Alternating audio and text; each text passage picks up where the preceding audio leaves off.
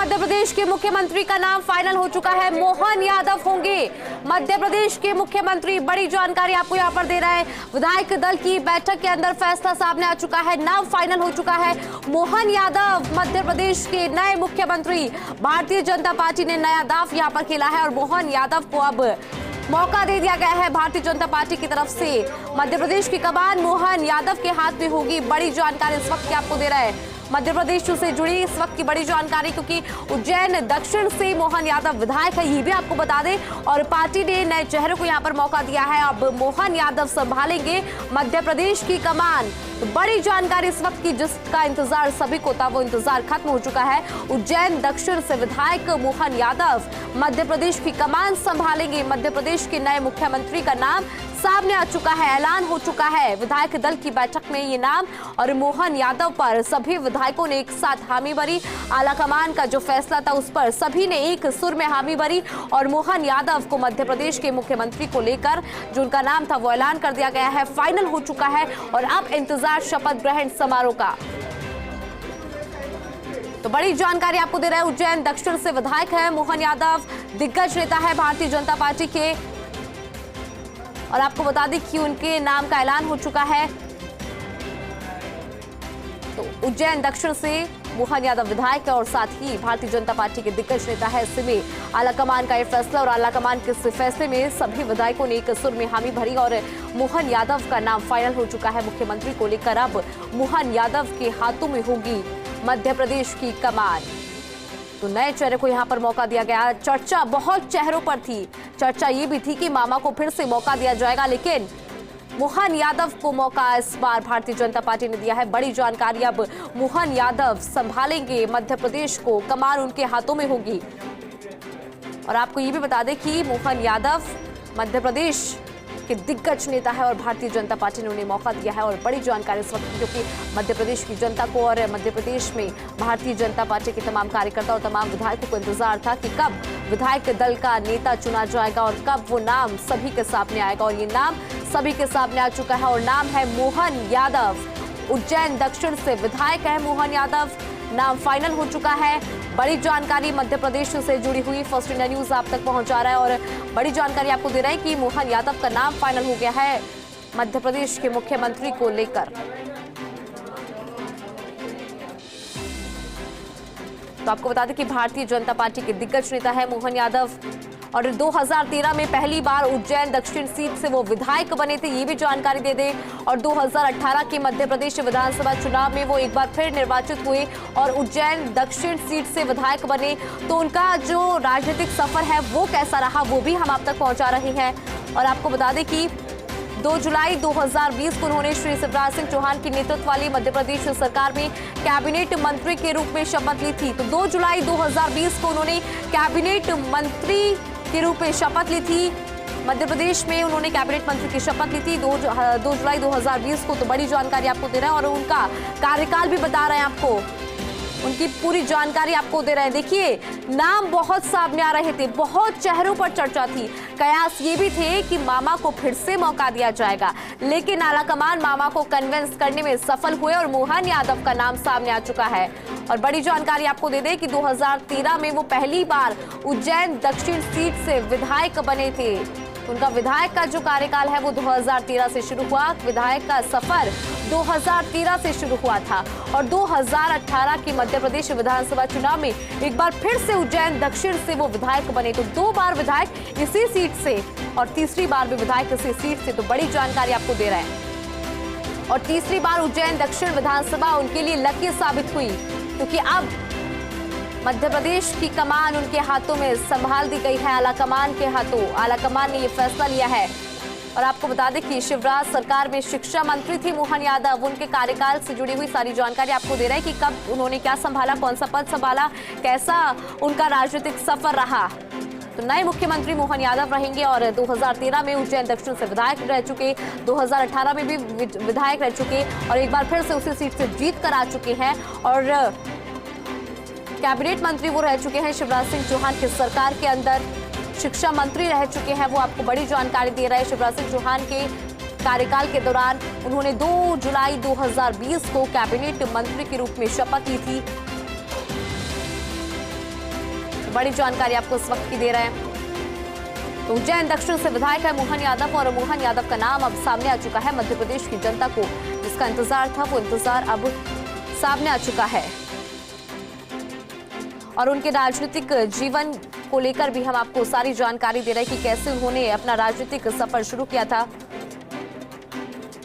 तो आपको बता दें कि 1982 में माधव विज्ञान महाविद्यालय छात्र संघ के सह सचिव वो रहे थे, 1984 में अध्यक्ष और सन 1984 में अखिल भारतीय विद्यार्थी परिषद उज्जैन के नगर मंत्री और 1986 में विभाग प्रमुख और सन 1988 में अखिल भारतीय विद्यार्थी परिषद मध्य प्रदेश के प्रदेश सह मंत्री और राष्ट्रीय कार्यकारिणी के सदस्य और 1990 और 89 के बीच की बात की जाए तो परिषद की प्रदेश इकाई के प्रदेश मंत्री और सन 1991 और 92 के बीच में परिषद के राष्ट्रीय मंत्री भी रह चुके हैं। तो बहुत लंबा राजनीतिक सफर और इस सफर के साथ अब मुख्यमंत्री बन चुके हैं क्योंकि उनका नाम फाइनल हो चुका है। अब इंतजार है शपथ ग्रहण समारोह का। तो बड़ी जानकारी आपको दे रहा है।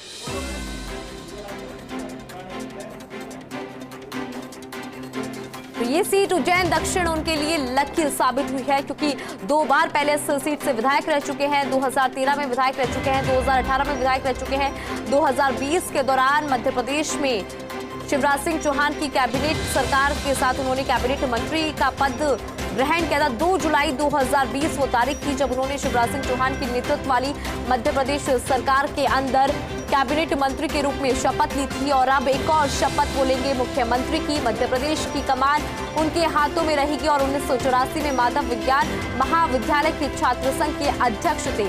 तो देखिए हम आपको पूरी जानकारी भी दे रहे हैं और ये भी समझा रहे हैं कि उनका राजनीतिक सफर कैसा रहा है। और अधिक जानकारी के लिए पॉलिटिकल एडिटर योगेश शर्मा जी हमारे साथ जुड़ रहे हैं। योगेश शर्मा जी, देखिए जिसका इंतजार था वो इंतजार खत्म हो चुका है और योगेश जी देखिए मध्य प्रदेश में मुख्यमंत्री का नाम फाइनल हो चुका है। मोहन यादव का नाम निकल कर आया, चौंकाने वाला नाम है, क्या जानकारी?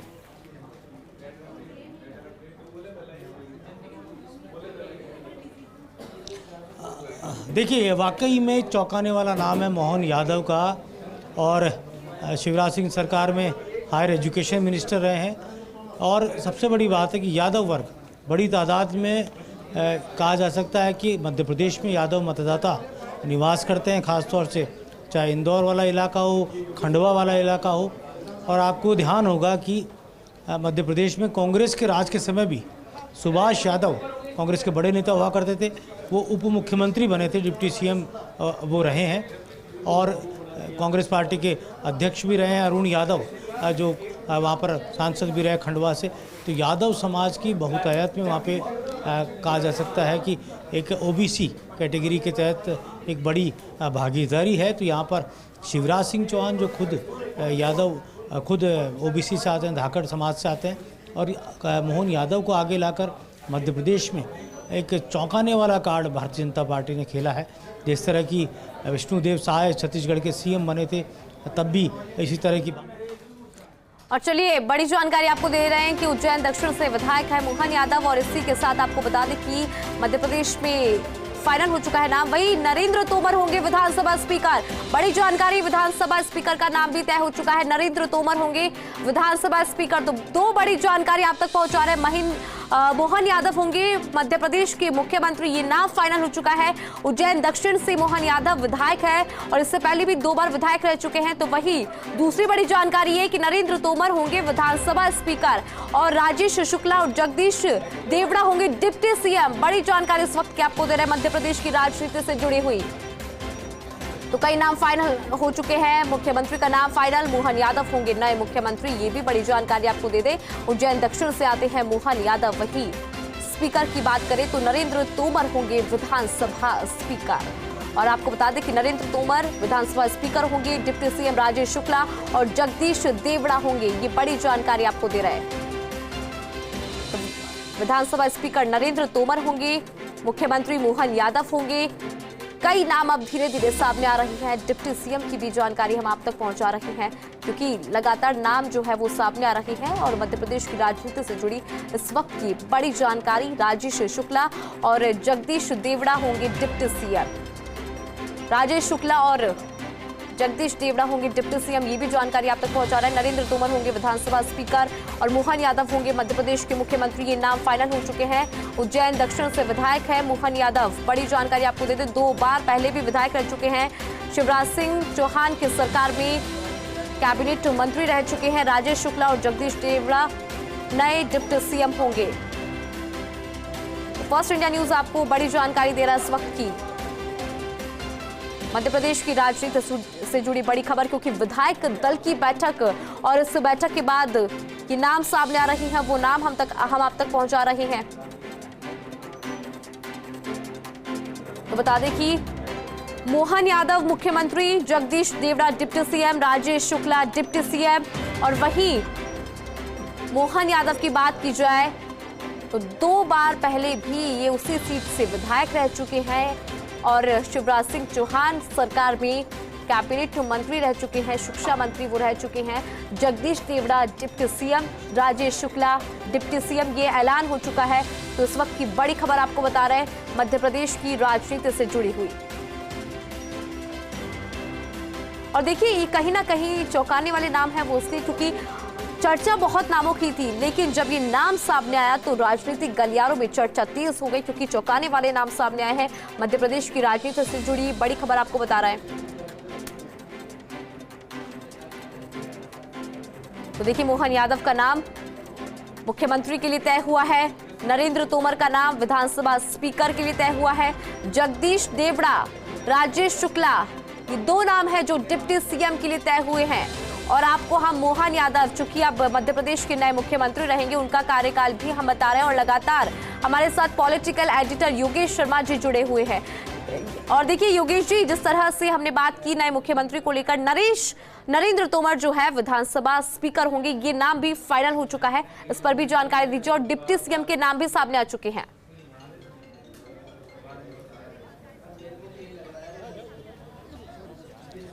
देखिए, वाकई में ये काफ़ी चौंकाने वाली स्थिति है। और राजस्थान में अब बीजेपी की, मैं कार्यालय में खड़ा हूँ, कार्यकर्ताओं के बीच में एक अजीब सी उहापोह की स्थिति पैदा हो गई है जी। जिस तरह से मोहन यादव का नाम आया और जो सबसे सशक्त मुख्यमंत्री के दावेदारों में शुमार थे नरेंद्र सिंह तोमर, वो अब विधानसभा के अध्यक्ष होंगे, जो केंद्र में कृषि मंत्री थे। और वहाँ मोहन यादव पर जो यहाँ कार्ड खेला गया, ओबीसी का कार्ड भारतीय जनता पार्टी का, छत्तीसगढ़ में ट्राइबल कार्ड खेला गया विष्णुदेव साय को लेकर, और यहाँ पर 2 डिप्टी सीएम का फॉर्मूला यहाँ भी लागू किया। और उसके बाद आपको मद्देनज़र है कि राजस्थान में भी 2 उप मुख्यमंत्री यहाँ पर होंगे। और जो मुख्यमंत्री होंगे, अब वो चेहरा कौन होगा, इसको लेकर ये कयास अब लगने शुरू हो गए कि शायद वो जनरल कास्ट का हो सकता है, दलित वर्ग से भी आ सकता है। इस तरह की जो बातें अब यहाँ शुरू हो चुकी हैं। अब कौन होगा, कौन सा चेहरा होगा, भारतीय जनता पार्टी ने ओबीसी कार्ड और यादव कार्ड इस परिप्रेक्ष्य में खेला होगा कि यादव मतदाता न केवल मध्य प्रदेश बल्कि उत्तर प्रदेश की सियासत को तो प्रभावित करते ही हैं। साथ ही राहुल गांधी लगातार बार ये कहते थे ओबीसी को लेकर और बीजेपी पर हमले करते थे, तो उसके मद्देनज़र भी भारतीय जनता पार्टी का जो मध्य प्रदेश का समीकरण है वो अपने आप में एक नई राजनीति की ओर इशारा करता है। वो नई राजनीति है कि नए चेहरों को आगे लाया जाए और नए चेहरों को आगे लाकर एक नई बीजेपी खड़ा करने की बात अलग अलग राज्यों में है। यहाँ पर शिवराज सिंह चौहान, कैलाश विजयवर्गीय, नरेंद्र सिंह तोमर, BD शर्मा और कविता पाटीदार सरी के बड़े नाम चर्चाओं में थे। वहाँ पर मोहन यादव का नाम कहीं कोई गाहे बगाए ले रहा होगा, लेकिन चर्चाओं में नहीं था।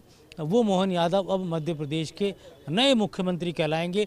और साथ ही उप मुख्यमंत्री भी उन चेहरों को बनाया गया है जो ज़्यादा कमोबेश चर्चाओं में नहीं थे।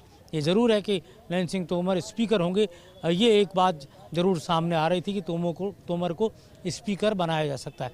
तो एक बड़ी खबर जो मध्य प्रदेश से आई है उसने राजस्थान में बीजेपी की राजनीति को हिलाने का काम कर दिया है। अब बीजेपी की राजनीति एक तरह से अब किस दिशा में जाएगी ये तो अलग बात है, लेकिन ये ज़रूर है कि बीजेपी के कार्यकर्ताओं में, बीजेपी के नेताओं में एक नई बहस छुड़ चुकी है राजस्थान में कि यहाँ पर अगला मुख्यमंत्री नए चेहरा, कोई नई कहा जा सकता नेतृत्व को आगे लाया जा सकता। जी बिल्कुल बिल्कुल योगेश जी, लेकिन क्या आप ये मानते हैं व्यक्तिगत तौर पर कि ये जनरेशन शिफ्ट हो रही है?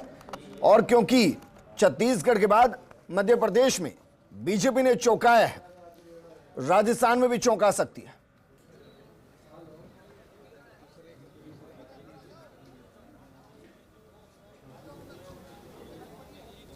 देखिए, एक तरह से कहा जाए कि हम लगातार किसी नाम को मोटे तौर पर सामने नहीं ला रहे।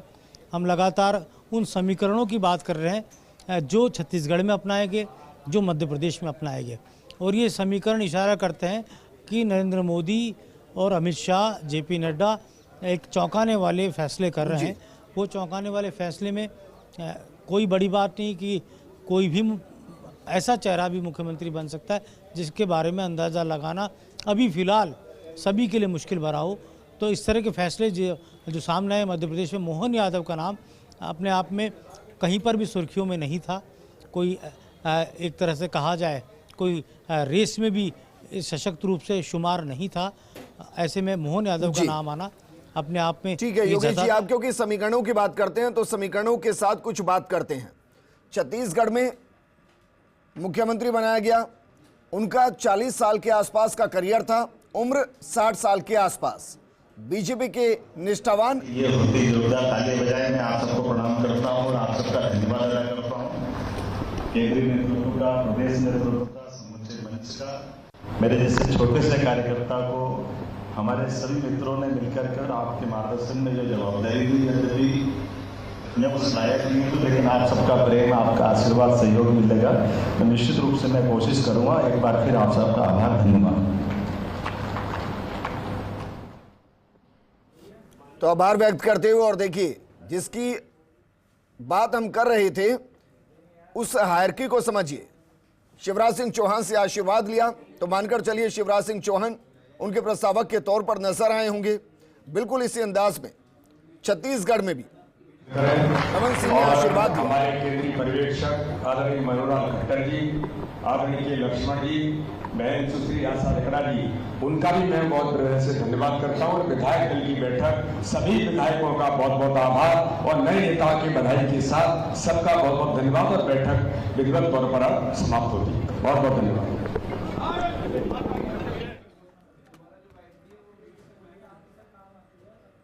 तो तस्वीरें तेजी से बदलती हुई, हमारे सहयोगी योगेश जी लगातार बने हुए हैं। योगेश जी, आपने हायरकी का जिक्र किया, उसी का जिक्र मैं कर रहा हूं। शिवराज सिंह चौहान ने आशीर्वाद दिया नए मुख्यमंत्री मोहन यादव को। छत्तीसगढ़ में रमन सिंह ने आशीर्वाद दिया नए मुख्यमंत्री साहू को। राजस्थान में भी क्या इसी तरीके से आशीर्वाद मिलेगा किसी नए चेहरे को? पहला सवाल। दूसरा, जो भी होगा 65 साल से नीचे के होंगे। तीसरा, जो भी होंगे जिनका बीजेपी के प्रति निष्ठा होगी, एक लंबा राजनीतिक अनुभव रहेगा, जो सबको साथ लेकर चलने वाले होंगे।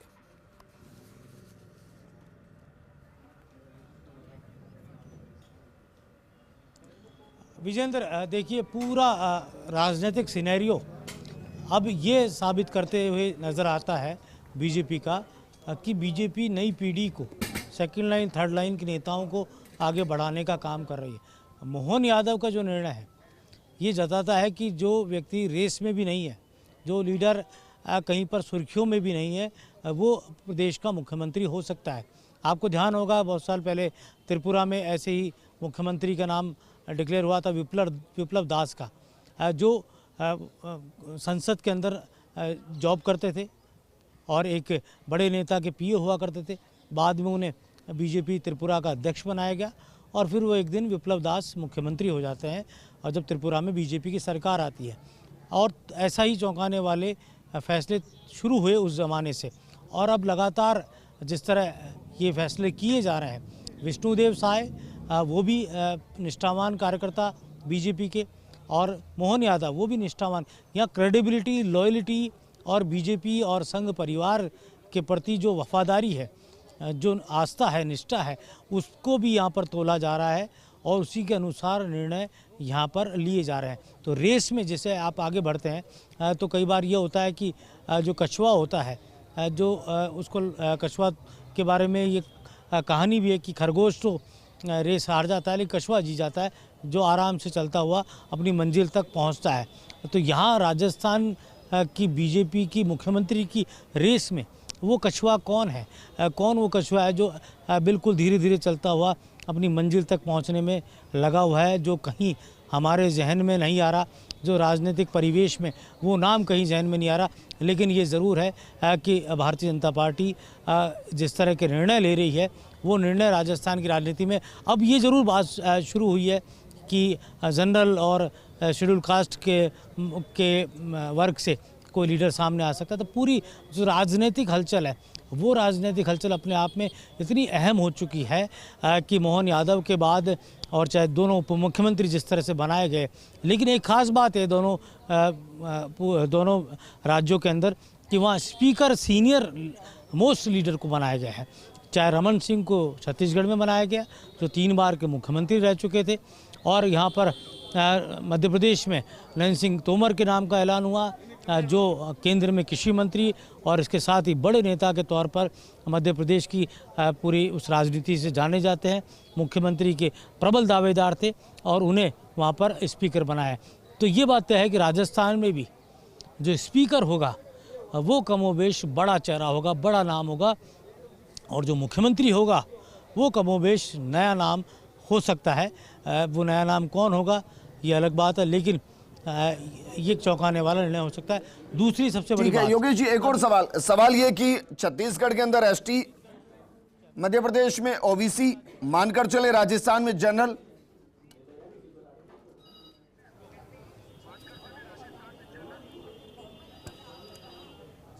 ये बात अब चर्चाओं में है, लेकिन जो हम मानकर चल रहे हैं या जो मीडिया मानकर चल रहा है, जो नेता मानकर चल रहे हैं, जो कार्यकर्ता मानकर चल रहे हैं, उससे जुदा मानकर चल रहा है बीजेपी का प्रदेश मित्र। जहां सोच ख़त्म हो जाती है वहां से नरेंद्र मोदी, अमित शाह की सोच शुरू होती है। लेकिन ये ज़रूर है, मैं जो बात कर रहा था विजेंद्र, कि मध्य प्रदेश और छत्तीसगढ़ में वहाँ पर मेल फेस को मुख्यमंत्री बनाया गया है, तो क्या राजस्थान में कोई वुमेन फेस मुख्यमंत्री होंगी? ये एक बड़ा सवाल अब गूंजने लगा है राजस्थान की राजनीति में, क्योंकि महिला मुख्यमंत्री के तौर पर अभी जितने भी बीजेपी शासित राज्य हैं उनमें कोई भी नहीं है।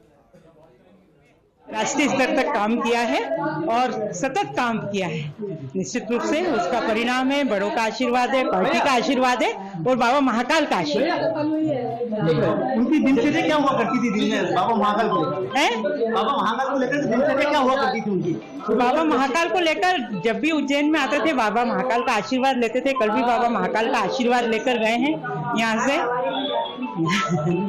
बिल्कुल बाबा महाकाल के और बाबा सभी की, देवी देवताओं की। और मुख्यमंत्री मिला है, मैं सभी विधायक संगठन के जितने भी नेता हैं, विशिष्ट नेताओं, उनको बधाई देना चाहता हूं कि एक जमीनी कार्यकर्ता को जो मौका दिया है, इसको कहते हैं भारतीय जनता पार्टी जो करती है वो ऐसे काम करती है जो एक आम कार्यकर्ता के लिए जो अंतिम छोर तक फायदा मिलता है वो आज देखने को मिला है।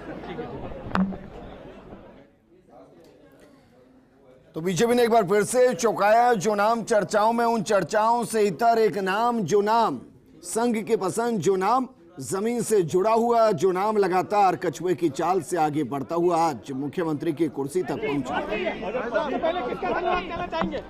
लेकिन छत्तीसगढ़ की तस्वीर हो या फिर मध्य प्रदेश की तस्वीर, रमन सिंह हो या फिर शिवराज सिंह, दोनों ने आशीर्वाद दिया और आशीर्वाद देकर नए मुख्यमंत्री को शुभकामनाएं दी। तो राजस्थान में अब क्या होने वाला है? हमारे साथ बीजेपी प्रवक्ता निमिषा जी हैं और कांग्रेस प्रवक्ता राजकुमार जी हैं। निमिषा जी, सच बताइए, छत्तीसगढ़ और मध्य प्रदेश में जिस तरीके से नामों का ऐलान हुआ है, हम नहीं कयास लगा पा रहे, आप कयास लगा पाएंगे कि राजस्थान का अगला मुख्यमंत्री कौन होगा? विजेंद्र जी, भाजपा की संस्कृति यही है और भाजपा कार्यकर्ताओं की पार्टी है और निश्चित तौर पर भारतीय जनता पार्टी का नेतृत्व करने वाले राजस्थान के मुख्यमंत्री राजस्थान की जनता और विकास के लिए आगे लेके जाने वाले, और निश्चित तौर पर नाम वही होगा जो सबको स्वीकार्य होगा। सबको मतलब जनता को या बीजेपी के बड़े नेताओं को? सभी को स्वीकार्य होगा। राजस्थान का अवरुद्ध विकास आगे बढ़ाना है और राजस्थान को बीमारू राज्य से विकास की अग्रिम श्रेणी में लाना है, तो निश्चित तौर पर हमारे मुख्यमंत्री जी होंगे वो विकास की रुकती बाधा को आगे लेकर के जाएंगे। महिला मुख्यमंत्री होंगे या होंगी? देखिए, मुख्यमंत्री जी जो भी होंगे या होंगी वो हम सबके सामने होंगे और हम सब मध्य प्रदेश और छत्तीसगढ़ के नवनियुक्त हमारे मुख्यमंत्रियों को आभार व्यक्त करती हूं और उनको बहुत बधाइयां देती हूं। और कल मुझे ऐसा लगता है, मैंने इसलिए पूछा क्योंकि आप एक महिला प्रवक्ता हैं और राजस्थान सहितर अगर पूरे में हिंदुस्तान की बात करूं और जहां जहां कमल खिला है, वर्तमान स्थिति में किसी भी मुख्यमंत्री की कुर्सी पर होंगी नहीं है।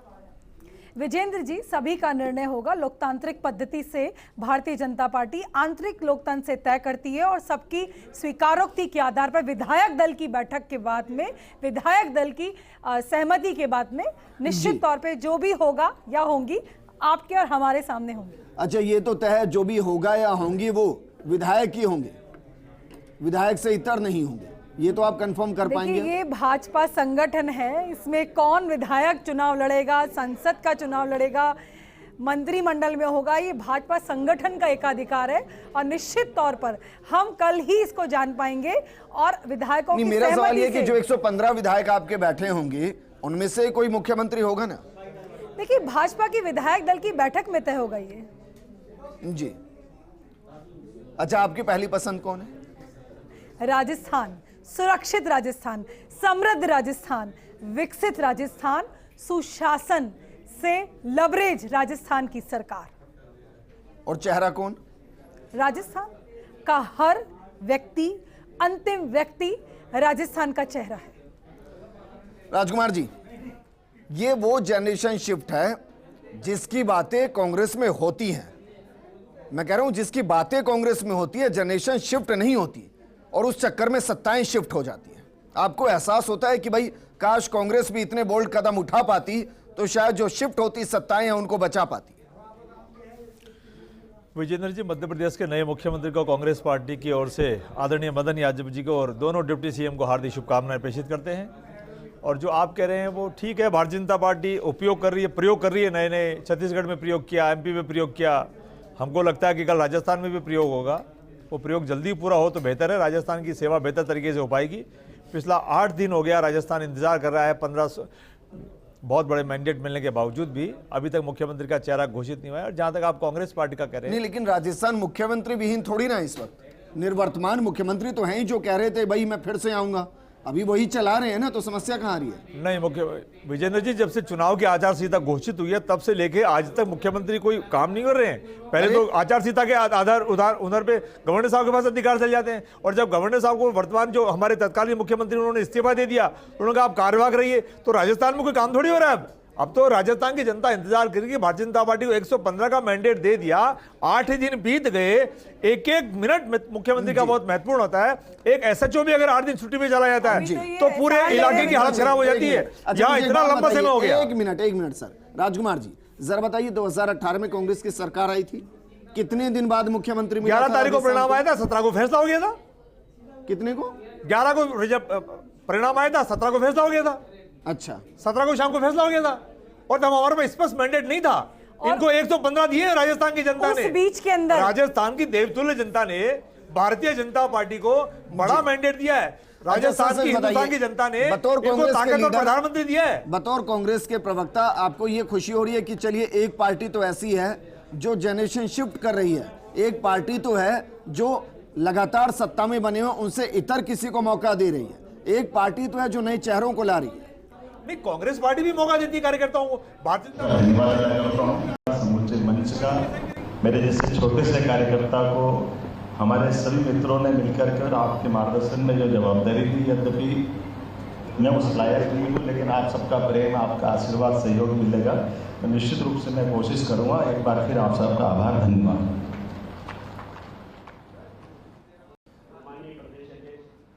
राजकुमार जी लगातार हमारे साथ में। राजकुमार जी, 2018 में मौका मिला था, छत्तीसगढ़ में भी मिला था, राजस्थान में भी मिला था, और मध्य प्रदेश में क्यों सरकार गई इसका भी जवाब आप जानते हैं कि वहां जिसको मौका मिलना था उसको मौका मिला नहीं था। विजेंद्र जी, ये बड़े जो फैसले होते हैं ये आलाकमान बैठ के तय करता है। आलाकमान जब फैसला करता है तो अपनी जान में बहुत बेहतर निर्णय करता है, इसलिए आलाकमान के निर्णय पे मैं कोई टिप्पणी नहीं करता। आलाकमान तो मीटिंग में कह रहे थे कि बेहतरीन फैसले ही नहीं हुए, इसलिए सरकार ही चली गई। मैंने कहा ना विजेंद्र जी, इन सब जवाबों का, इन प्रश्नों सब का हाँ, आलाकमान जवाब दे सकता है, लेकिन मैं इतना जानता हूँ कि राजस्थान की पिछली सरकार में, जहां तक आप कह रहे हैं, हमको संतुष्टि, हमने बेहतर सेवा की है। अच्छा, लेकिन राजस्थान सेवा बेहतर की है। विजेंद्र जी, आलाकमान ने निर्णय लिया था ना कांग्रेस के, तो 90 विधायकों के इस्तीफे और भारतीय जनता पार्टी अब टीका टिप्पणी करने की बजाय अब राजस्थान की बेहतर सेवा करे तो बेहतर होगा। राजस्थान की जनता इंतजार कर रही है और कांग्रेस पार्टी भी भारतीय जनता पार्टी से अपील कर रही है कि मेहरबानी करके अब आप टीका टिप्पणी ना करने की बजाय जो हमने बेहतर योजनाएं की है उनको जारी करें और राजस्थान के हित में अच्छे काम करें तो बेहतर होगा। कि गोगामेडी हत्याकांड में मैंने लिख करके दिया, एनआईए को मेरी अप्रूवल से हुआ है, वो क्रेडिट ले रहे हैं और यहाँ पर ये कह रहे हैं कि वो काम ही नहीं कर रहे कोई। यही तो कांग्रेस की दिक्कत है, कहती कुछ है, करती कुछ है, मुखिया कुछ और कहता है। हमारी शुभकामनाएं भारतीय जनता पार्टी को, और रुक जाइए 10, 12, 15, 20 घंटे। देखिए, मैं कह रहा हूं बेहतर करें सेवा राजस्थान में। हम राजस्थान की सेवा में कोई पॉलिटिक्स नहीं करना चाहते। राजकुमार जी, इसके अलावा कोई विकल्प है सर? समर्पित शुभकामनाएं देने के अलावा कोई विकल्प है क्या? नहीं, हम विपक्ष में बैठे, हमारी जिम्मेदारी बनती है हम पक्ष को जगाएं। ठीक है, जरा ये बताइए, आपकी तो सत्ता नहीं है सर, लेकिन नेता प्रतिपक्ष तो आप भी नहीं चुन पाए अभी तक, उपनेता प्रतिपक्ष तो आप भी नहीं चुन पाए। विजेंद्र जी, पहले मुख्यमंत्री का फैसला होगा, निश्चित तौर पर वेट एंड मुख्यमंत्री वॉच का है सर। फैसला होते ही हमारे प्रतिपक्ष का नेता, उपनेता सब आ जाएंगे और कांग्रेस पार्टी भारतीय जनता पार्टी से ज्यादा बेहतर विपक्षी भूमिका निभाएगी। भाई मुझे कनेक्शन समझाइए कि मुख्यमंत्री की घोषणा का नेता प्रतिपक्ष की घोषणा से क्या लेना देना? कांग्रेस पार्टी में मीटिंगें लगातार चल रही है, अंदर खाने में भी हो रही है, बाहर भी हो रही है। कांग्रेस पार्टी विधायक दल की बैठक कह रहे हैं कि हारी हुई पार्टी शीघ्र अपना नेता प्रतिपक्ष नहीं चुन पाई है और मुख्यमंत्री चुनने के लिए आप कह रहे हैं। मैं कह रहा हूं मुख्यमंत्री बनेगा भारतीय जनता पार्टी का, तब राजस्थान की सेवा होगी। मैं फिर आपके चैनल पे कह रहा हूं, हम पॉलिटिक्स नहीं करना चाहते हैं इस मुद्दे पे। हम चाहते हैं फटाफट मुख्यमंत्री बने और राजस्थान की बेहतर सेवा हो सके, इस बात का वो काम चालू करे। भारतीय जनता पार्टी अब मेहरबानी करे, बहुत टीका टिप्पणी कर लिया आपने। 3 महीने टूरिज्म स्थल मांगे तो आप आ गए थे, पौने 5 साल तक तो आप लोग गायब रहे विपक्ष के अंदर। तो मेहरबानी करके अब आपको राजस्थान की जनता ने पूरा मैंडेट दिया है, अब आइए, आपका स्वागत है और सेवा कीजिए राजस्थान की। हमारी जो शानदार जन कल्याणकारी योजना है उनको आप आगे बढ़ाइए, उनमें वो कमी है उनको आप दुरुस्त करिए और ठीक करिए। पार्टी का भी है। देखिए विजेंद्र जी, बहुत ही सुंदर पल मैंने अभी देखा जिसमें अभी तो मुख्यमंत्री जी का नाम आना है और ये अभी से विश्वास व्यक्त कर रहे हैं कांग्रेस के प्रतिनिधि जो विपक्षी दल से आते हैं, राजस्थान की जनता ने जिनको विपक्ष में बैठा दिया है, वो कह रहे हैं हमें विश्वास है कि एक बेहतर शासन देंगे। आभार, अभिनंदन कांग्रेस के प्रतिनिधि का कि भाजपा का विश्वास, मोदी जी की गारंटी पर आपका पूरा विश्वास है। चाहे आवास हो, बिजली हो, जल हो, स्वास्थ्य हो, हर चीज की चिंता करी और राजस्थान में सुशासन आया, ये विश्वास कांग्रेस के प्रतिनिधि भी व्यक्त कर रहे हैं। अच्छा निमिषा जी, एक मिनट सर, एक मिनट। अभी तो की मुख्यमंत्री की बात कर रहे हैं, लेकिन निमिषा जी, ये तो मैं मानकर चलूं ना कि जो खबरें चल रही हैं कि भाई 20% बिजली के दाम बढ़ सकते हैं, ऐसा भी 5 साल कुछ नहीं होने वाला है। ऐसा कुछ नहीं होगा विजेंद्र जी। अब निमिषा जी मानकर चलूं ना, इसके अंदर आप देखिए इन्होंने क्या हालत की है। 100 गारंटी फ्री देंगे, 100 यूनिट फ्री देंगे, 100 यूनिट के बहाने फ्यूल चार्ज बढ़ा दिए। अभी सारी वित्तीय अर्थव्यवस्था है वो पूरी डावाडोल खड्डे में, मैं कहूंगी 10 फीट खड्डे में डाल के गए। वो खड्डे भरे जाएंगे, राजस्थान की जनता को राहत दी जाएगी। मध्य प्रदेश का नुकसान, मध्य प्रदेश का आर्थिक बोझ कितना है मैम? देखिए मध्य प्रदेश के अंदर हमारे मंत्री जी, मुख्यमंत्री जी आ चुके हैं और मध्य प्रदेश के अंदर स्थितियां बहुत बेहतर थी। वर्तमान स्थिति में मध्य प्रदेश का आर्थिक बोझ कितना है? स्कीम्स इंप्लीमेंट भी हो रही थी और उसी आधार पर जनता ने बढ़ चढ़ करके मध्य प्रदेश के अंदर भारतीय जनता पार्टी का और मध्य प्रदेश राजस्थान के क्षेत्रफल के आधार पर कितना % है? एक मिनट विजेंद्र जी, आप मेरा एक चीज सुनिए। अर्थव्यवस्था किसी भी राज्य की होती है, वेलफेयर स्कीम्स में आप रिफंड करते हैं या फिर आप अपना पूरा खर्चा जो आपने कर्जे में डुबाया, भ्रष्टाचार में किया, केंद्र सरकार के जितने भी सब्सिडी फंड्स आए उनको आपने कन्वर्ट किस में किया? सोने की ईंटों में, निजी लॉकर में करोड़ों रुपया भर दिया और तो और सरकारी दफ्तरों में योजनाओं ने पैसा बढ़ा रहा। तो अभी राजस्थान के अंदर पूरा पैसा जो वेलफेयर स्कीम का था वो कहां गया? कांग्रेस के 10 फीट खड्डे में गया। अब भाजपा का सुशासन आएगा, जांच भी होगी, जस्ट भ्रष्टाचार की जांच भी होगी और निश्चित तौर पर राजस्थान को राहत मिलने वाली है। कैसे? हर तरह से राहत मिलेगी। पीने का शुद्ध चलिए, राहत जल की बात मिलेगा। बताइए मैम, क्या-क्या राहत मिलेगी? देखिए, पीने का शुद्ध जल मिलेगा, ERCP का पानी मिलेगा। आप निश्चित रहिए, ये आपने जो ERCP का घोटाला किया ना, ये जनता के सामने आ चुका है।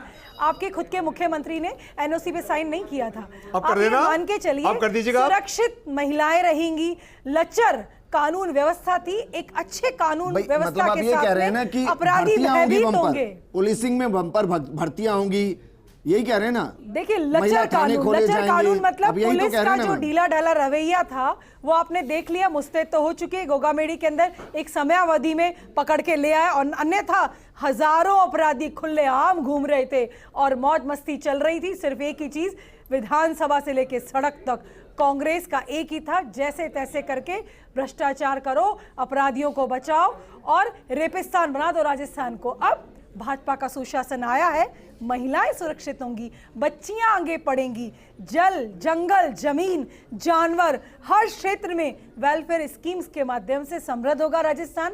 ग्रामीण राजस्थान, शहरी राजस्थान, संतुलित विकास होगा। और निश्चित तौर पर हम बिजली की व्यवस्था को भी दुरुस्त करेंगे। प्रधानमंत्री जी ने जितनी भी गारंटियां दी हैं, वो सारी गारंटियां सार्थक होंगी, क्योंकि अब ये एक नया राजस्थान और बनने जो यहाँ तक मध्य प्रदेश की यात्रा, विकास यात्रा चली है, इसको और आगे बढ़ाने की भूमिका उनकी रहेगी। नाम चल रहे थे, लेकिन मोहन यादव ये काम हमारे स्थानीय हमारे जो नेता हैं उनकी सहमति ये मुख्य भूमिका होती है, उसमें हमारा भूमिका कोई नहीं।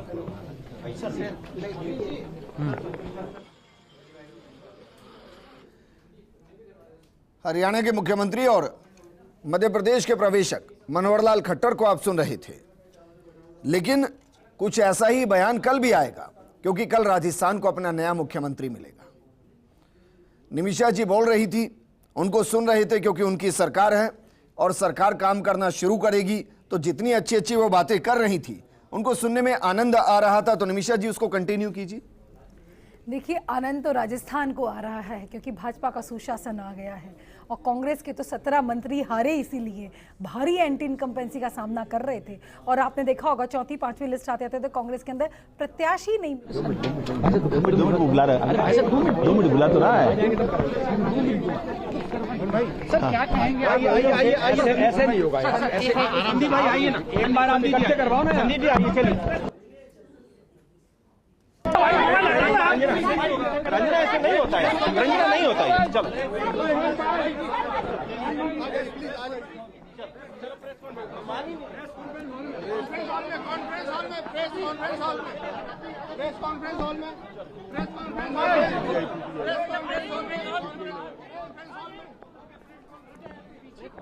डॉक्टर मोहन यादव से मीडिया बातचीत करने की कोशिश करी है, लेकिन ऐसा लगता है कि शायद प्रेस कॉन्फ्रेंस की जाएगी, व्यवस्थित तरीके से प्रेस कॉन्फ्रेंस की जाएगी, क्योंकि इस तरीके से अलग अलग मीडिया संस्थानों के साथ बातचीत करना मुनासिब भी नहीं होता है और एक प्रोटोकॉल भी होता है, क्योंकि अब मोहन यादव वह एक विधायक नहीं है, बल्कि वो मध्य प्रदेश के एक नए मुख्यमंत्री हैं।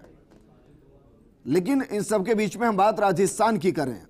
निमिषा गौड़ जी हमारे साथ हैं, राजकुमार जी हमारे साथ हैं।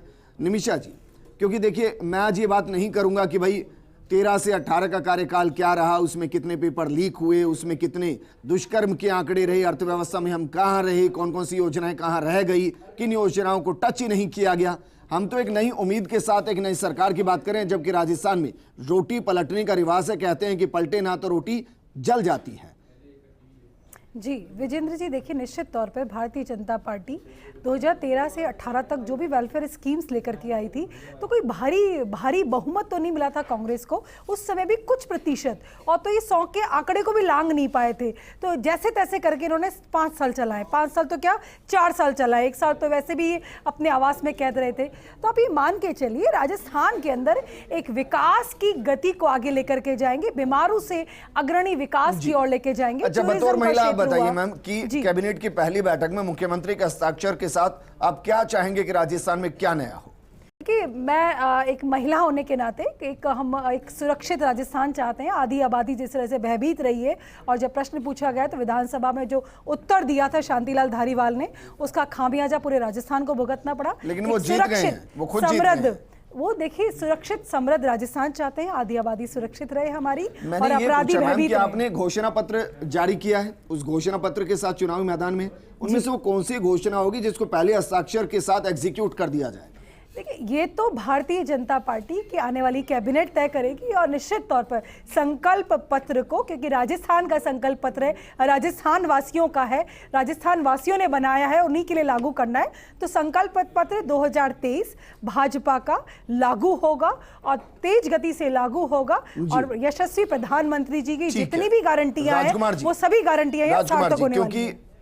व्यक्तिगत तौर पर तो पार्टी ही अपना विश्लेषण कर रही होगी क्यों हार गए, जब कहते रहे कि भाई 90% से ज्यादा योजनाएं जमीन पर उतार दी, जब कहते रहे कि 7 गारंटी अलग से दे दी, 3 गारंटी अलग से दे दी, जब कहते रहे कि 40 लाख मोबाइल बांट दिए, जब कहते रहे कि चिरंजीवी योजना में ये हो गया, ये सब तो हुआ ही है ना सर।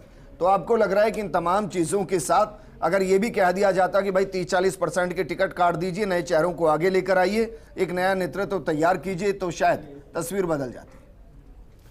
देखिए विजय जी, ऐसा तो कुछ नहीं है। मैं ये कहता हूं कि हमारे कांग्रेस पार्टी के जो 200 उम्मीदवार थे उन्होंने शानदार अपने यहाँ प्रचार किया। राजस्थान सरकार की जो अच्छी योजनाएं थी उनको लेके 200 विधानसभा क्षेत्रों में गए। हमारा नेशनल कैंपेन और हमारा राजस्थान का जो कैंपेन था शानदार था।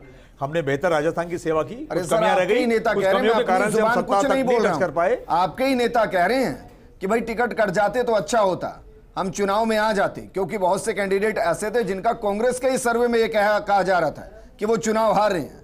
और ये आपकी नेशनल मीटिंग के अंदर भी उठाया मुद्दा, मैं नहीं कह रहा हूं। कुछ तो कमियां नहीं है, इसीलिए तो हम चुनाव आ रहे हैं। तो निश्चित तौर पे जो कमियां हैं वो हमारी मीटिंग में तो स्वीकारते क्यों नहीं? तो निश्चित तौर पे उनको ठीक किया जाएगा और बेहतर तरीके से आगे जो 2024 का लोकसभा का चुनाव, अच्छा आप बताइए उसमें कमियों को ठीक करेंगे और आगे लड़ेंगे। आप कांग्रेस के प्रवक्ता हैं, आपको तो पता होगा ना कौन कौन सी कमियां रही, बताइए सर। विजय जी, वो सब मीटिंग में तय हुआ है, उसकी जानकारी मुझे नहीं है। वो मीटिंग में जो तय हुआ है, वो जो कमियां हैं उनका विश्लेषण किया जा रहा है और वो जब वो ठीक पाई जाएंगे तो निश्चित तौर पे आने वाले जो भविष्य के चुनाव होंगे उनमें उनको दुरुस्त करके आप तो प्रवक्ता हैं सर, अगर आपको ही नहीं पता तो जिस जमीन पर कांग्रेस का कार्यकर्ता होगा भला उसको क्या ही पता कैसे चुनाव हार गए। मैं कह रहा हूं माने ना सर। विजेंद्र जी, सरकार की योजनाएं अच्छी थी, सरकार की योजना को जमीन तक हम लेकर गए, शानदार कैंपेन हुआ, हमने राजस्थान की बेहतर सेवा की है, इस बात की हमको संतुष्टि है। हमने चुनाव अच्छा लड़ा है, राजस्थान की जनता ने जो आशीर्वाद दिया है हम उसको सिर माथे रख रहे हैं। जो कमी बेसी का जो काम है, कुछ कमियां जो रह गई है चुनाव को लड़ने में, टिकट वितरण में जो भी कमियां रह गई वो आलाकमान तय करेगा और भविष्य के जो चुनाव है उनमें दुरुस्त करके भारतीय जनता पार्टी को आगे शिकस्त देंगे। अच्छा निमिषा जी, क्योंकि हमने छत्तीसगढ़ को भी देखा, हमने मध्य प्रदेश को भी देखा, जिस तरीके से मुख्यमंत्रियों का चयन बीजेपी के अंदर हो रहा है, आपको लग रहा है कि जितने चेहरे दिखाई दे रहे हैं उनमें से कोई हो सकता है या फिर जो चेहरा दिखाया ही नहीं गया अभी तक वो मुख्यमंत्री हो सकता है?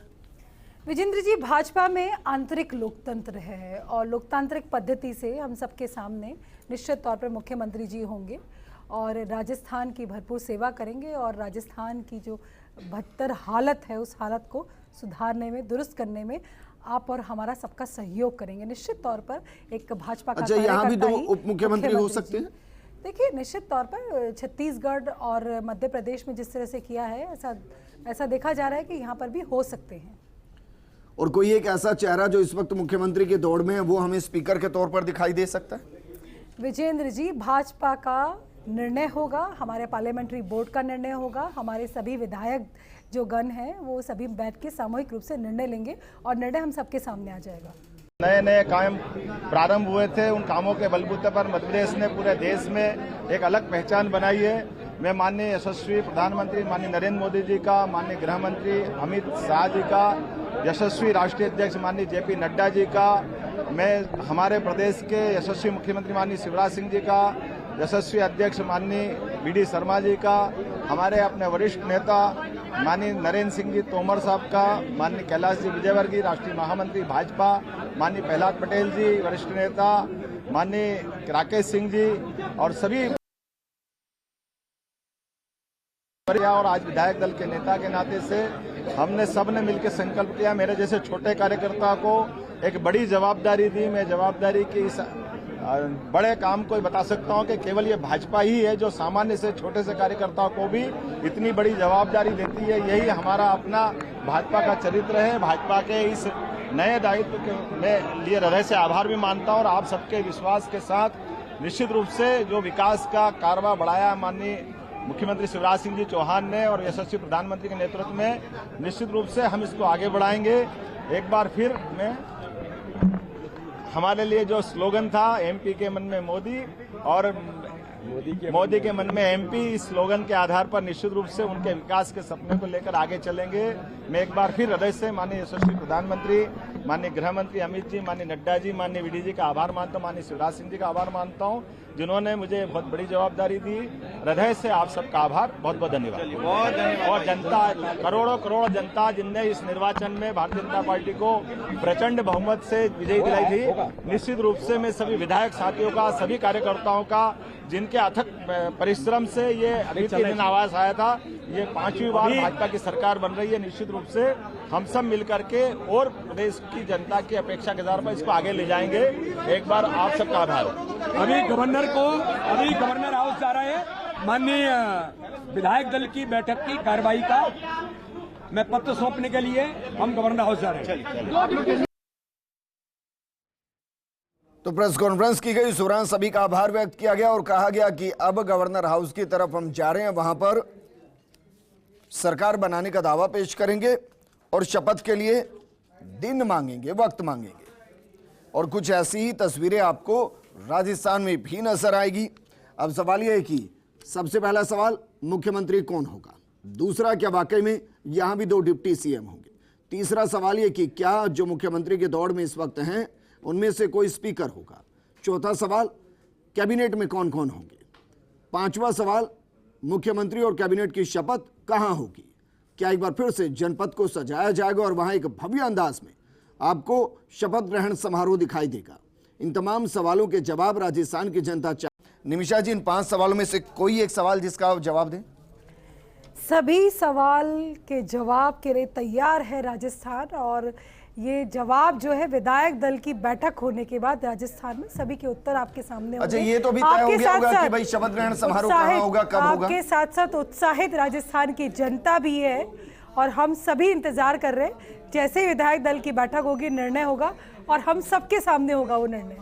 शपथ ग्रहण समारोह कहां होगा ये तो तय हुआ या नहीं? भाजपा प्रदेश कार्यालय से आपको जल्दी सूचना दे दी जाएगी। ठीक है राजकुमार जी, क्योंकि राजस्थान में सत्ता बननी है, मुख्यमंत्री चुने जाने हैं। अभी मैं कहने की स्थिति में नहीं कि उप मुख्यमंत्री होंगे या नहीं होंगे, क्योंकि 2 राज्यों के अंदर उप मुख्यमंत्री बनाए गए हैं। आपने भी एक उप मुख्यमंत्री बनाए थे, लेकिन फिर बाद में कुछ स्थिति सही बन नहीं पाई। तो आप ये बताइए, उप मुख्यमंत्री जो बनाते हैं वो पावर को कंट्रोल करने के लिए बनाते हैं या फिर एक नेता को पैरेलल लाने के लिए बनाते हैं? क्योंकि ये संवैधानिक पद तो है नहीं। विजेंद्र जी, मुख्यमंत्री के साथ उप मुख्यमंत्री बनाते हैं तो उस वक्त जब वो फैसला लेता है आलाकमान, वो तय करता है कि पावर बैलेंस करनी है या गुट बैलेंस करने हैं या नेताओं को बैलेंस करना है। लेकिन अब तक जो ट्रेंड चलता आ रहा है वो निश्चित तौर पर यह चलता आ रहा है कि भाई मुख्यमंत्री के प्रमुख दावेदार 2 या 3 हैं, तो उनमें से एक सीनियर को मुख्यमंत्री बना दिया जाता है और 2 को उप मुख्यमंत्री बना करके बैलेंस पॉलिटिक्स करते हुए राजस्थान की या पूरे जहां भी होता है वहां की सेवा की जाती है। तो अब ये कह रहे हैं कांग्रेस अच्छे से बैलेंस कर नहीं पाई। गुड बैलेंस होते हैं कांग्रेस में, बैलेंस नहीं कर पावर पाई। बैलेंस होती है, पावर तो जनता की है। निर्णय होता है, निर्णय के बाद कई बार आपस में तालमेल बहुत अच्छा हो जाता है, कई बार थोड़ा बहुत गड़बड़ा जाता है। इसमें कोई नई बात तो नहीं। कांग्रेस में ऐसा हुआ था या भारतीय जनता पार्टी में कभी ऐसा? हमारे साथ बने रहिए, बस एक छोटे से ब्रेक के लिए यहाँ रुक रहे हैं, जल्द हाजिर होंगे। रविवार का दिन छत्तीसगढ़ का दिन, सोमवार का दिन मध्य प्रदेश का दिन और मंगल का दिन मुख्यमंत्री लेकर आएगा राजस्थान के लिए, ऐसी उम्मीद हम कर सकते हैं। राजस्थान में मुख्यमंत्री के चेहरे की तस्वीर को साफ करेगा। राजभवन जाते की तस्वीर हम आपको दिखा रहे थे, क्योंकि दावा भी पेश करना और वक्त भी मांगना है शपथ ग्रहण समारोह के लिए, और यही इंतजार राजस्थान भी कर रहा है। और ये तस्वीर हम आपको दिखा रहे हैं, राजभवन की तस्वीरें हैं। आज 2 घटनाएं एक साथ घटेंगी। एक तरफ निवर्तमान मुख्यमंत्री शिवराज सिंह चौहान अपना इस्तीफा देंगे और दूसरी तरफ मोहन यादव बतौर मुख्यमंत्री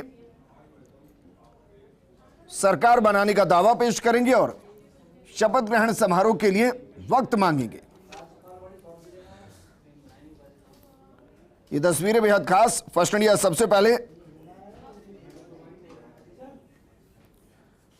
तस्वीरें आपको दिखा रहा है।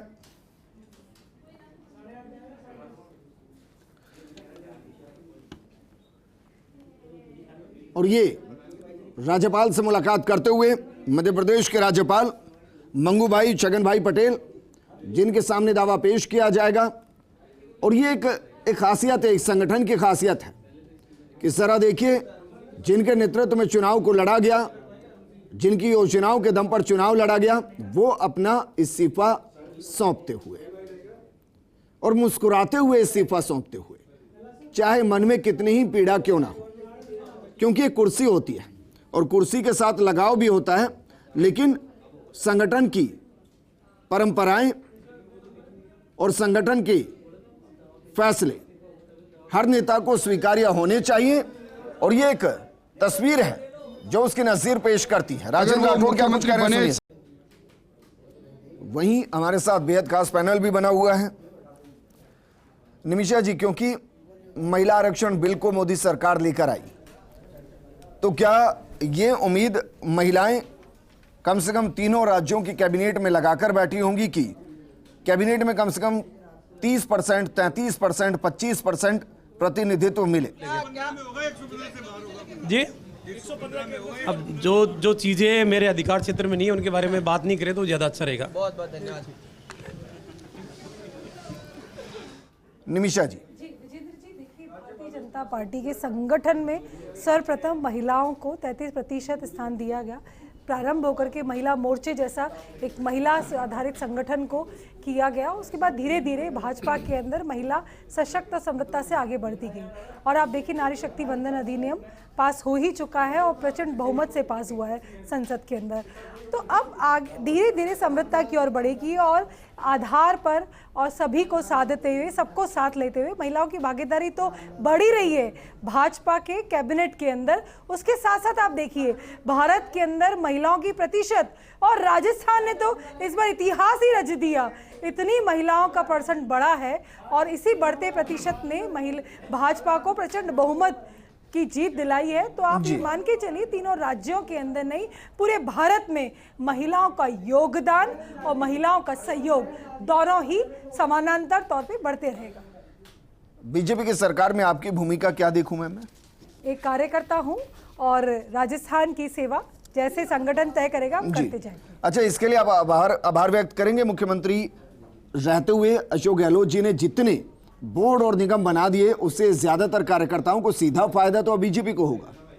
देखिए, आभार इसलिए व्यक्त नहीं कर पाऊंगी कांग्रेस के मुख्यमंत्री जी का, क्योंकि जिस तरह से राजस्थान ने झेला है और राजस्थान की जनता ने झेला है, वो दर्द महसूस किया है मैंने। और इसी कारण से किसी भी तरह से मैं हम कांग्रेस के मुख्यमंत्री जी को आभार नहीं व्यक्त कर पाऊंगी।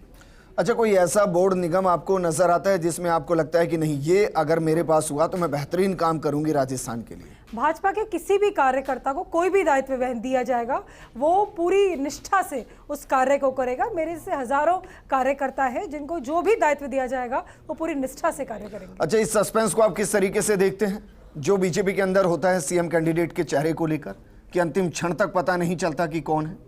देखिए, कितना गंभीरता के साथ में लोकतांत्रिक पद्धति से निर्णय किया जा रहा है और इससे सभी उत्साहित हैं, क्योंकि कांग्रेस में तो क्या है, हर तरह से पेपर लीक होता रहता है। ये भाजपा है, यहाँ कोई नाम लीक नहीं होगा और जब निर्णय आएगा तो सबके सामने होगा।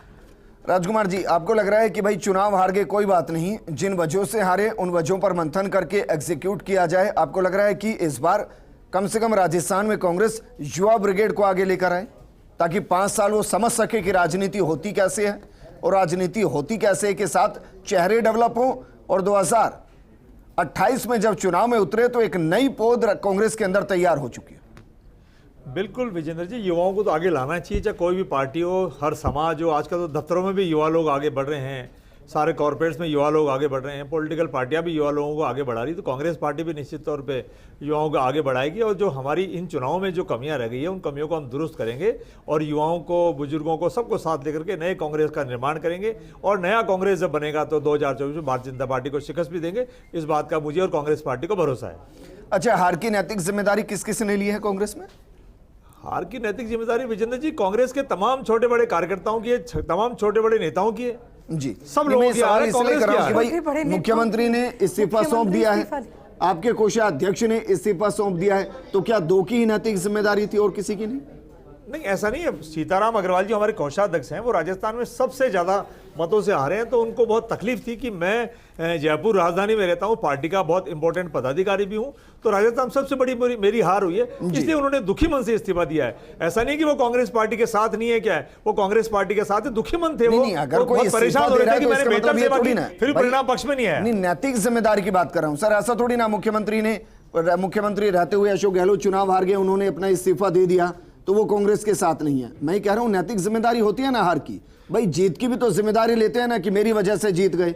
मैंने कहा ना विजेंद्र जी, मंडल अध्यक्ष, ब्लॉक अध्यक्ष, जिला सब लोग कार्यकर्ताओं ने, सबने मिलकर के, छोटे बड़े नेताओं ने चुनाव लड़ा, चुनाव हार गए, जनता ने जो आशीर्वाद दिया उसको हमने सर माथे पर रखा। जिम्मेदारी हम सब की है। होंगे जी, आप ये कह रहे हैं मंडल इस्तीफे नहीं होंगे, मैं नहीं बोल रहा, सब कार्यकर्ताओं की जिम्मेदारी है, सब नेताओं की जिम्मेदारी है, तभी तो हम चुनाव आ रहे हैं। हमने सबने मिलकर शानदार चुनाव लड़ा, राजस्थान की जनता ने जो आशीर्वाद दिया, नेता कह रहे हैं 2-4 नेताओं की वजह से हार गए हम। विजय, इस बात की मुझे जानकारी नहीं है, मैं इतना कह सकता हूं कांग्रेस पार्टी ने शानदार चुनाव लड़ा है, सब नेताओं ने, छोटे बड़े कार्यकर्ताओं ने, नेताओं ने मिलकर चुनाव लड़ा, राजस्थान की जनता की हमने बेहतर सेवा की, जो राजस्थान की जनता ने आशीर्वाद दिया, कांग्रेस पार्टी ने उसको सिर पे स्वीकार किया है। अच्छा, एक राजस्थान के आम आदमी के तौर पर मैं आपसे पूछ रहा हूं, जरा बताइए नई सरकार से आप क्या क्या चाहते हैं कि भाई शुरुआती 1 महीने में कम से कम ये काम तो कर दे। नई सरकार से तो विजेंद्र जी, एक आम आदमी की तरह से, कांग्रेस पार्टी के कार्यकर्ता के नाते मैं एक उम्मीद करता हूं कि भारतीय जनता पार्टी जो पूरे देश में घमंड के रूप में शासन करती है, बिना घमंड की सेवा करे, बिना घमंड के जो जिन राज्यों में इनके मुख्यमंत्री बने हैं वह ईमानदारी से सेवा करे। कांग्रेस पार्टी या अन्य पॉलिटिकल पार्टी को खींचने की जाए, उनके कपड़े फाड़ने की बजाय ईमानदारी से काम करे। जो अच्छे काम पुरानी सरकारों के चल रहे हैं उनको आगे बढ़ाए, उनके कामों में कोई कमी बेसी है उसको दुरुस्त करे, और जहां जहां भी जिम्मेदारी भारतीय जनता पार्टी को, राजस्थान की, हिंदुस्तान की जनता ने उनको जिम्मेदारी दी है, वह ईमानदारी से सेवा करे। इस बात की खुशी मुझे भी होगी और पूरे हिंदुस्तान के लोगों को खुशी होगी, राजस्थान के लोगों को भी खुशी होगी, और कांग्रेस पार्टी को भी खुशी होगी कि चलो हमसे कुछ कमियां रह गई, वो भारतीय जनता पार्टी दुरुस्त कर रही है और सेवा बेहतर कर रही है। राजस्थान की जनता, घमंडिया गठबंधन यहाँ पर हार चुके हो आप, और यहाँ पर बात कर रहे हो जिस कांग्रेस ने गारंटी दी, गारंटियां हो गई, जो उम्मीद राजस्थान की जनता चाहती है वो भारतीय जनता पार्टी के प्रवक्ता पूरी नहीं होने देंगे। हम चाहते हैं बिना घमंड के राज करे, बिना घमंड के सेवा करे। तस्वीर जरा देखिए, ये तस्वीर जरा देखिए, ये तस्वीर है मध्य प्रदेश राजभवन की, जहां बीजेपी के तमाम वो चेहरे जो कुछ मिनट पहले तक मुख्यमंत्री के दौड़ में थे, वो सब एक साथ एक फ्रेम में नजर आ रहे हैं। मोहन यादव नए मुख्यमंत्री चुने गए, राजभवन की तस्वीर, और हर कोई उन्हें शुभकामनाएं और आशीर्वाद देता हुआ नजर आया।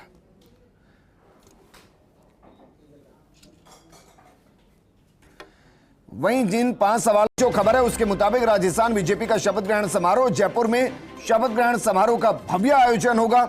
14 या 15 दिसंबर को शपथ ग्रहण समारोह हो सकता है। सूत्रों के मुताबिक सवाई मानसिंह स्टेडियम या जनपद पर भव्य समारोह हो सकता है। समारोह के लिए वित्त विभाग को सामान्य प्रशासन विभाग ने प्रस्ताव भी भेजा है, और प्रस्ताव पर वित्त विभाग ने स्वीकृत किए हैं 76 लाख रुपए। प्रधानमंत्री मोदी, गृहमंत्री अमित शाह, राष्ट्रीय अध्यक्ष जेपी नड्डा समेत केंद्रीय मंत्रिमंडल के कई सदस्य मौजूद रहेंगे।